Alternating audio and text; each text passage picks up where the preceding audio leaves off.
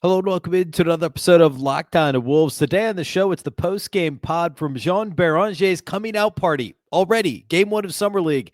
The Timberwolves' first-round rookie was a defensive force in this game. We also saw a bunch of Wolves regulars, guys that were on the team last year, play extremely well as the Timberwolves won their Vegas opener. It's all coming. Welcome in. You are Locked On Wolves.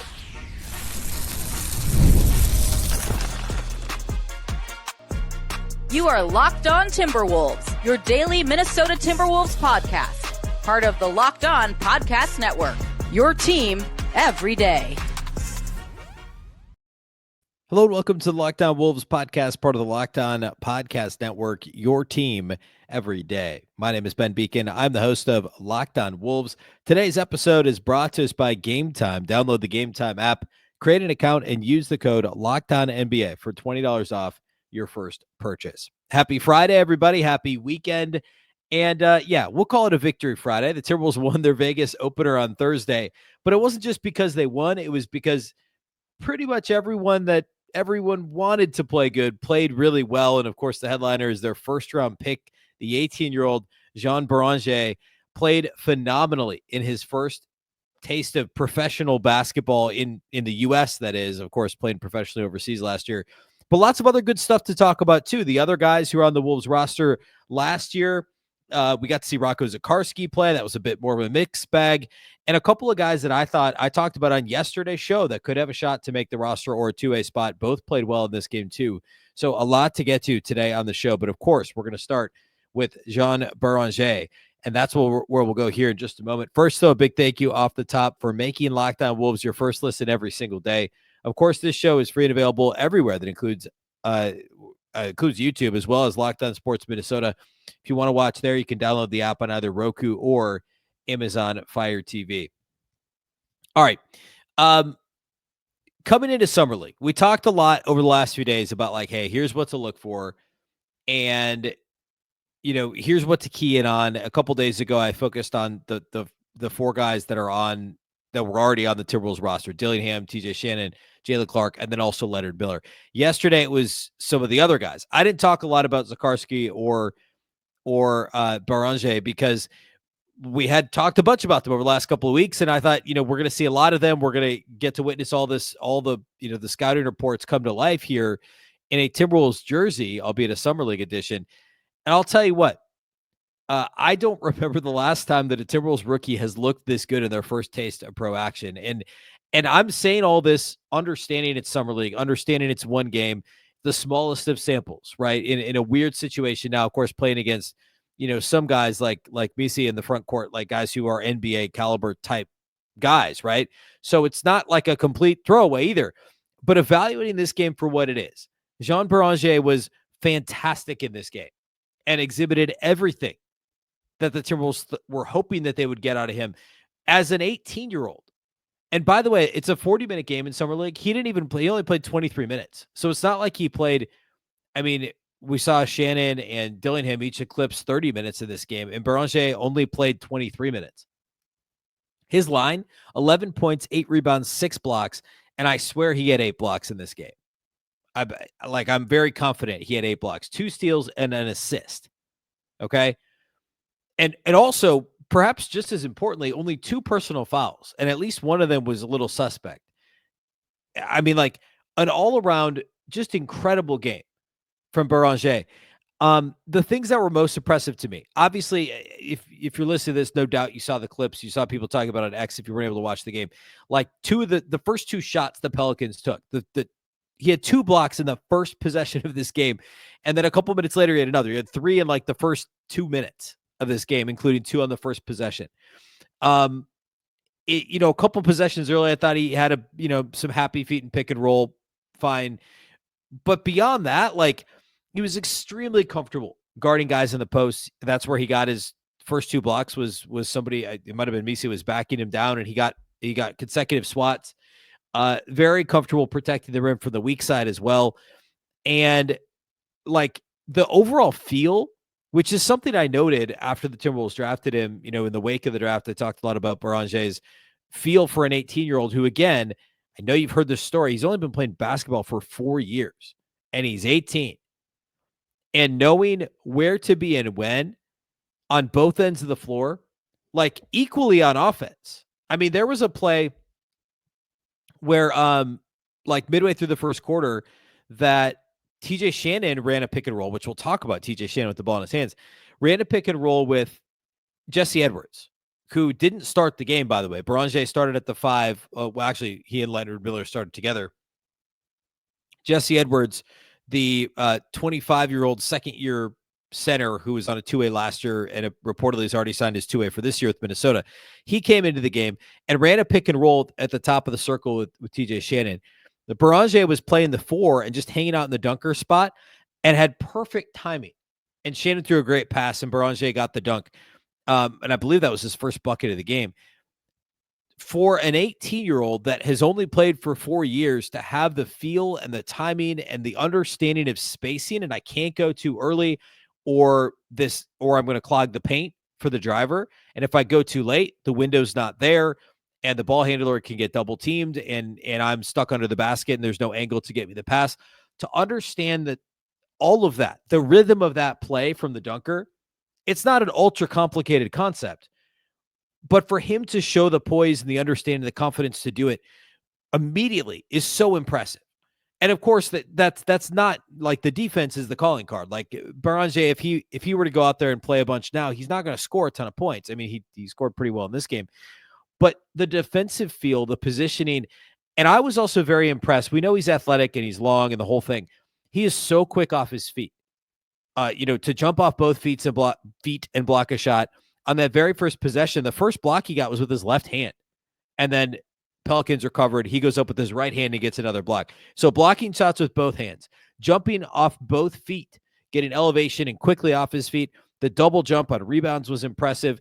The nose for the ball on rebounds, I was not expecting it to be as impressive as it was. Again, I get it, summer league, whatever. But like even boards that he wasn't supposed to get, like the second time he tweaked his wrist early when he tried to dunk on someone, got fouled. And then later in the game, I think it was third quarter, there was a rebound on the defensive end that he tried to pull down. And he was kind of sandwiched between two Pelicans and they both had inside position. And he just kind of reached his arm up between them, grabbed the ball, ended up crashing to the floor and kind of shaking his wrist and wincing again. That was the second time that he appeared to kind of injure that left wrist. But to get an arm and a hand in there and just kind of yank on the ball and get it and force a foul in that situation was so remarkable. Again, it's a feel for where the basketball is. It is truly a nose for the ball. And all of that combined with the physical tools, like Chris Finch joined the broadcast, the ESPN2 broadcast, and talked about his understanding for the game, similar to what I'm talking about now, like just how impressive it is.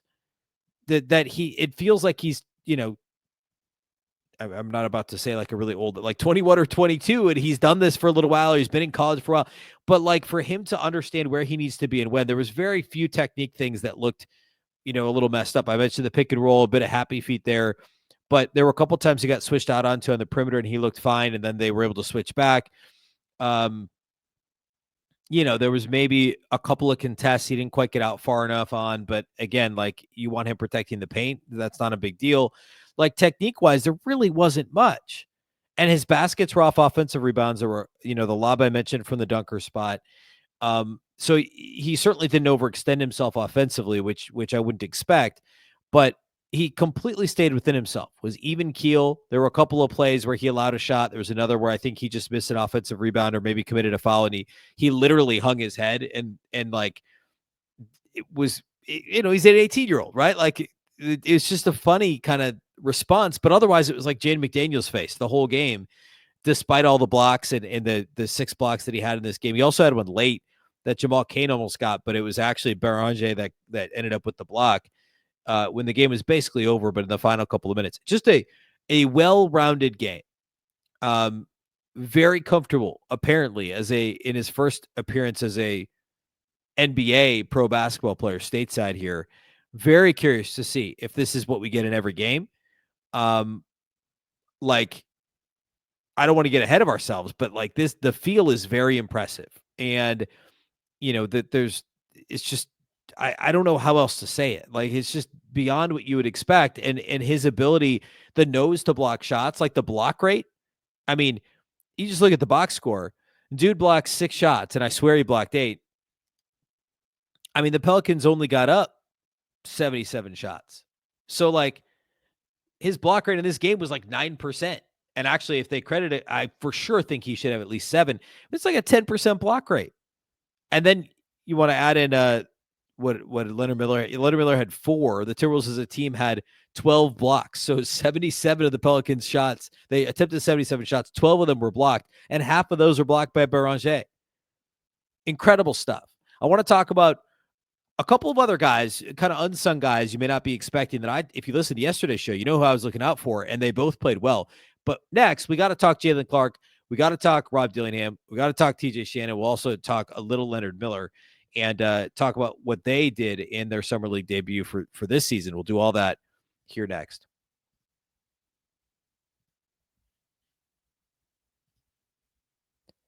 Today's episode of Locked On Wolves is brought to us by our friends at Gametime. Have you ever decided at the last minute to head to a ball game with friends or family? Maybe it's game day and you suddenly realize that you want to be in the stands. It's summertime. Of course, you just want to go to a ball game. I get that. It's exactly where Gametime comes in. It is the easiest way to grab last-minute tickets without the stress. With the money you save on tickets, you can splurge on food, drinks, merch, or even invite a bigger group to come with you, and Gametime makes it all possible. Gametime makes buying tickets fast and simple. Prices on the app actually drop the closer you get to first pitch, and they've got incredible last-minute deals, clear seat views, and a lowest price guarantee that takes the worry out of buying. Gametime is the official ticketing partner of Locked On MLB as well. Our friends over at Locked On MLB makes it easy to browse the app for an exciting upcoming MLB game. Of course, the Twins are in town this weekend. I believe they play the Pirates coming off the Cubs series. So an exciting kind of pair of interleague play games, or series, I should say, in the NL Central that the Twins have here leading into the All-Star break. Gametime has last-minute tickets and zone deals for big savings. You can get 10% off exclusive zone deals for FIFA Club World Cup matches as well. Take the guesswork out of buying tickets with Gametime. Download the Gametime app, create an account, and use the code LOCKDOWNNBA for $20 off your first purchase. Terms apply. Again, create an account and redeem the code LOCKDOWNNBA. That's LOCKEDONNBA for $20 off. Download the Gametime app today. Last-minute tickets, lowest price guaranteed.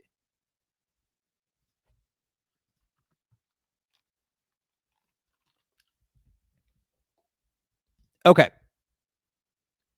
Let's talk about we'll start with the 3 rotation guys, or the 3 guys vying for a rotation spot, all players who saw rotation minutes at some point last season for Chris Finch.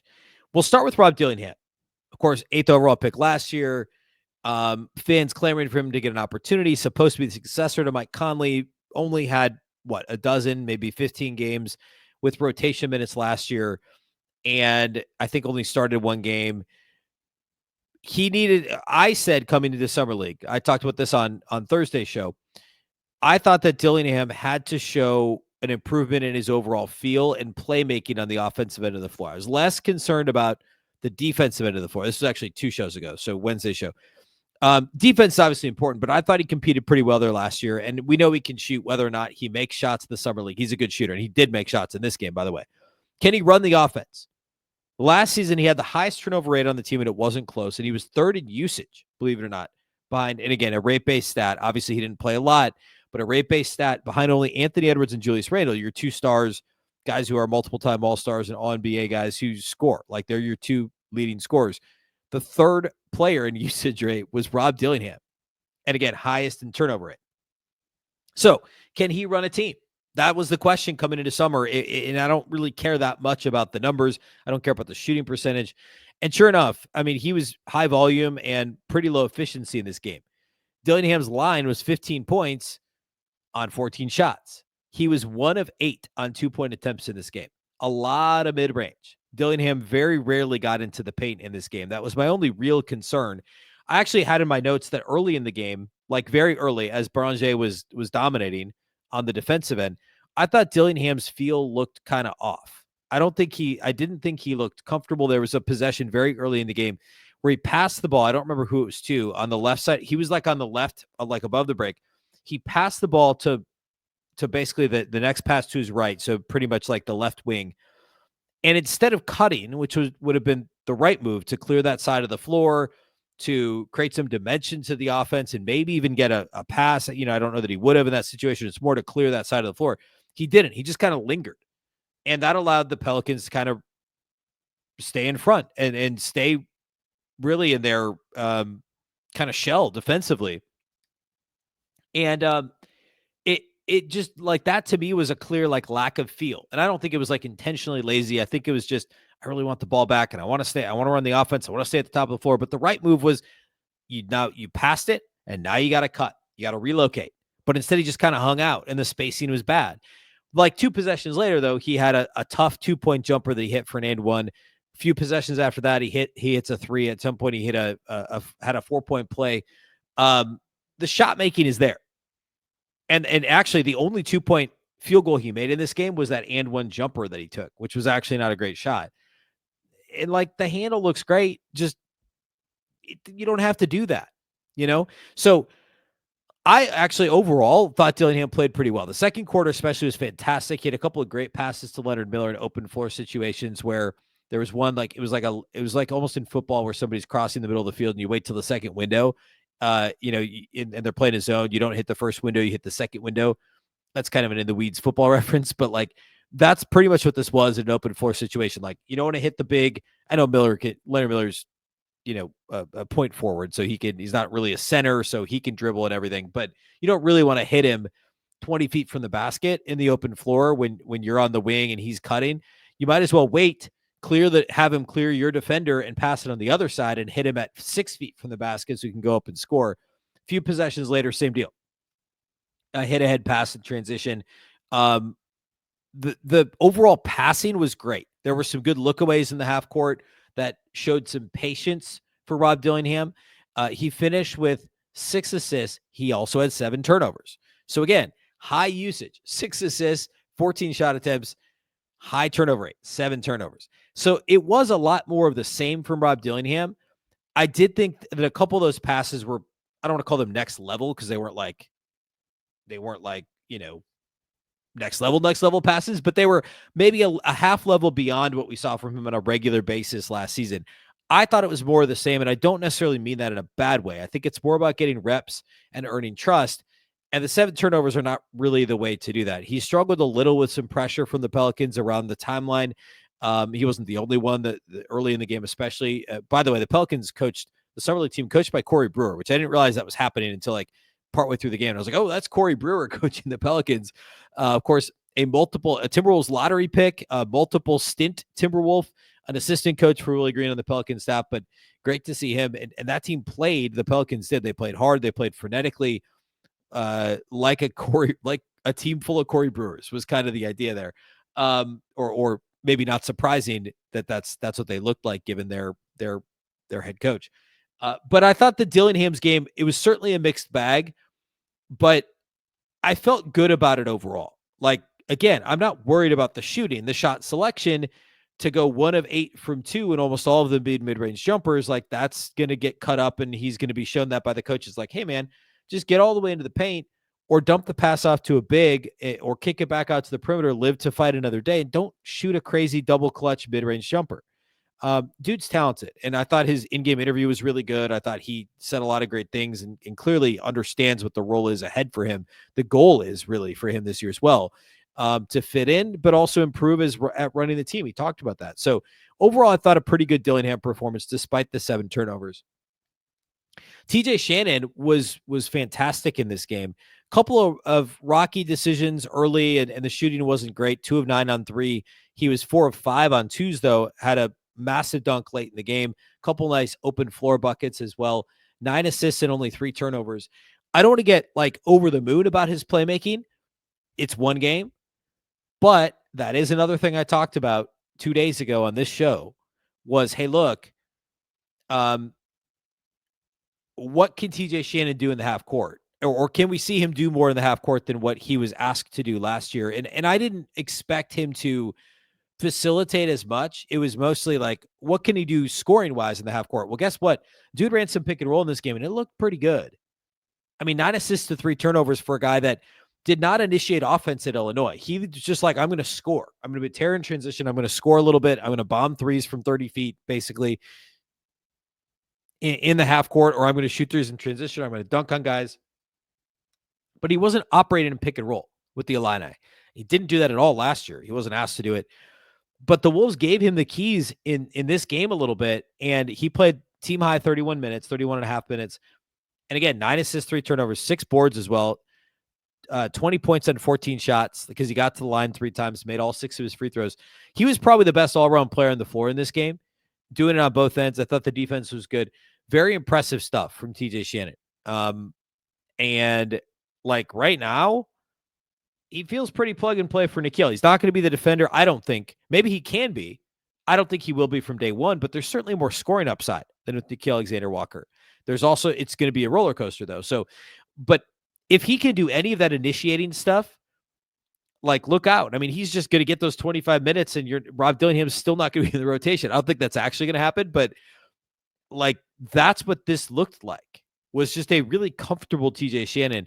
And I'll talk about Jaylen Clark in a second, but the short thing, or the short way to say this would be, those 3 guys looked like 3 guys who all saw, albeit brief in most cases, rotation minutes in the playoffs last year for a playoff team. Like those guys all look like guys who could play in a rotation in a playoff team and got that experience last year. And that showed up in this ultimately meaningless otherwise in terms of the outcome summer league game against the Pelicans. I want to talk about Jaylen Clark, and we'll close by talking about a couple other guys I was excited to watch, and I thought they played very well. We'll do that all here next to close out the show.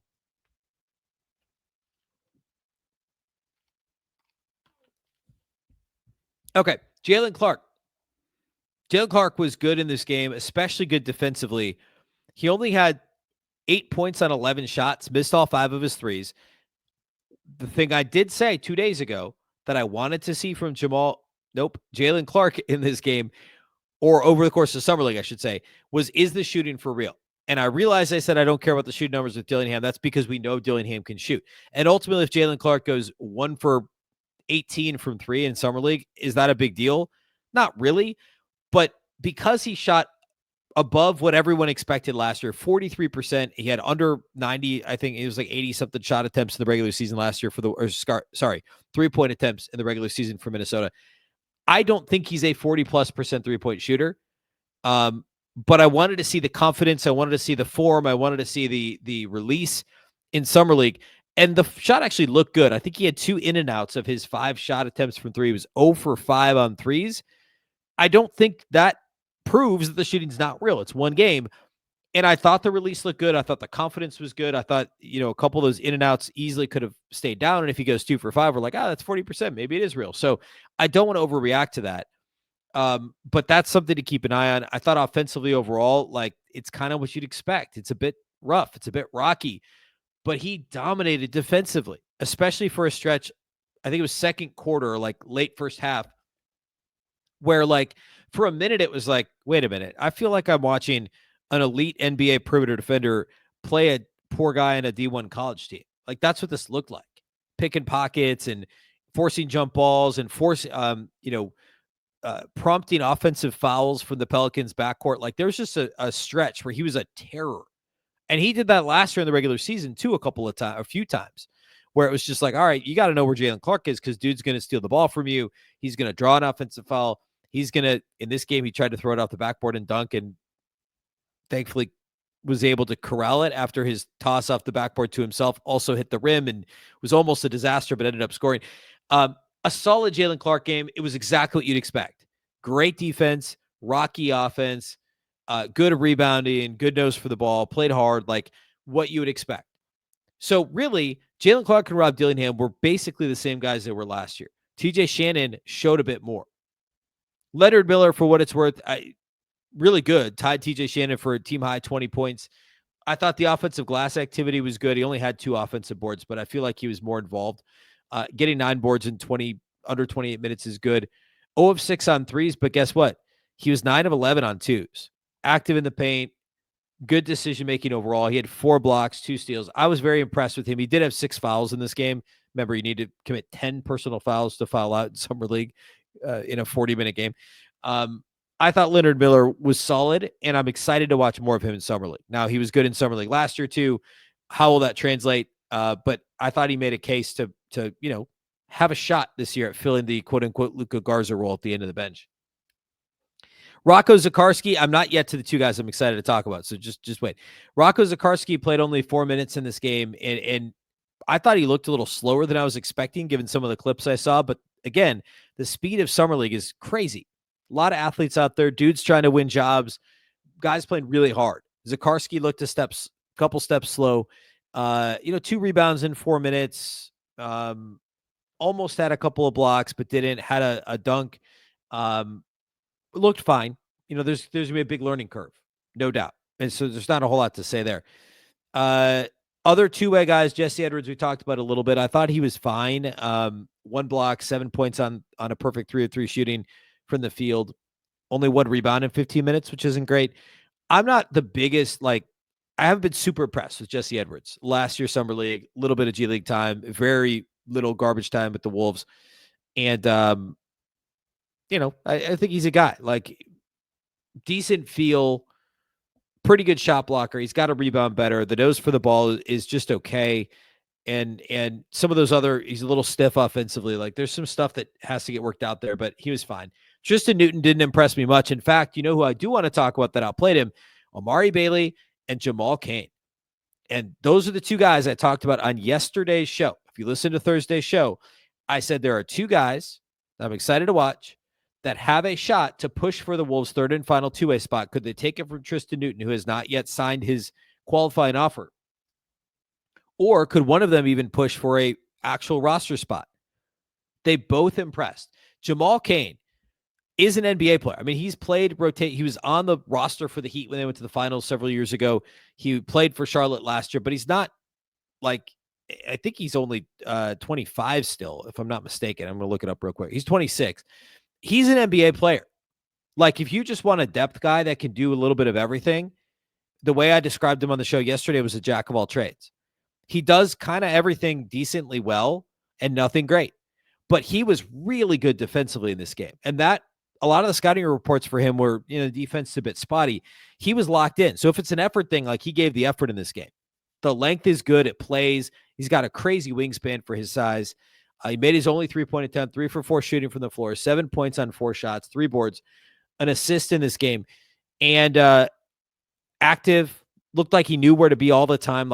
He looked like an NBA fringe rotation wing. He looked the part. And there was a period of time in this game where it was the 4 Wolves guys that were on the team last year. Leonard Miller was playing the 5. So Miller, TJ Shannon, Jaylen Clark, Dillingham, and Jamal Cain. So it's 5 NBA guys, 5 guys who also had minutes in the NBA last year. And those were the minutes the Wolves dominated the most. In this game, Jamal Cain had a positive plus-minus, was a +2 in 18 minutes. Tristan Newton, by the way, -5 in 13 minutes. And I just think he just didn't look comfortable at all. And then Amari Bailey, hard-nosed, 6'4" with a 6'7" wingspan, doesn't score enough to be a 2-guard or efficiently enough to be a 2-guard, and it doesn't play make enough to be a 1. Yeah, he had 2 assists, no turnovers in 9 minutes. But I thought he was tough, hard-nosed, good defense, couple of nice plays, knocked down a 3, made a tough shot in the paint. Again, looked the part. Only got to play 9 minutes, second least of anybody on the Wolves that saw playing time in this game. But I'm excited to watch Amari Bailey and Jamal Cain a bit more. It wouldn't shock me if one of them gets a 2-way spot. I'm going to keep saying this. Jamal Cain, though, to me, is a 2-way guy that's a break glass in case of emergency. This dude, could play those Nikhil minutes. He's not a point guard, but you could plug and play, and you're not going to miss a beat as an NBA team with this guy on the floor. I really believe that. I think Jamal Cain's a pro and deserves to be on an NBA roster, and it has a real shot at again, Tim Conley has not used the 2-way contracts over the past 2, even 3 years. As I guess 2-3 years ago, Luka Garza was on a 2-way, but he hasn't used them as guys that may need to play because look, this is a conference finals team. They have championship aspirations. You should be using your 2-ways on guys you're looking at for the future. Jamal Cain is 26 now. What's the upside? Probably just a rotation guy, which I think he is now. I would consider giving him a spot on the roster. I know he's not a backup point guard. I know he's not a backup 5. I like Jamal Cain. I think he's an NBA player, and you need more quality NBA players on the team. Amari Bailey is probably more of a 2-way candidate. He was with the Iowa Wolves last year and is younger, obviously played with Jaylen Clark at UCLA, but isn't a point guard either, really. I mean, he'd kind of have to play that because he's only 6'4", but like there's a lot of upside to each of those guys. Upside, and by that I mean like they belong on an NBA roster. I'm excited to watch what they're going to do. This weekend, the Timberwolves play Saturday against Denver, Saturday evening, I believe. And I'm going to record a show on Sunday with Andrew Dukowitz of Daily Wolves and Zone Coverage. We're going to record a show Sunday. He's in Vegas. We'll talk about, obviously, Saturday's game against Denver and overall his takeaways from being there in person over the first 2 games of Vegas of the Summer League for the Wolves. So that'll be Monday's show. It'll post either late Sunday or early Monday. And then the Wolves play again on Tuesday. So packed week ahead for you next week. So much that's exciting this year about the Summer League team, from guys that are actually on the roster to the rookies like Beringer especially, and then also these guys who might make a push for a roster spot in Bailey and Cain. I'm really pumped about the next week of Wolves basketball.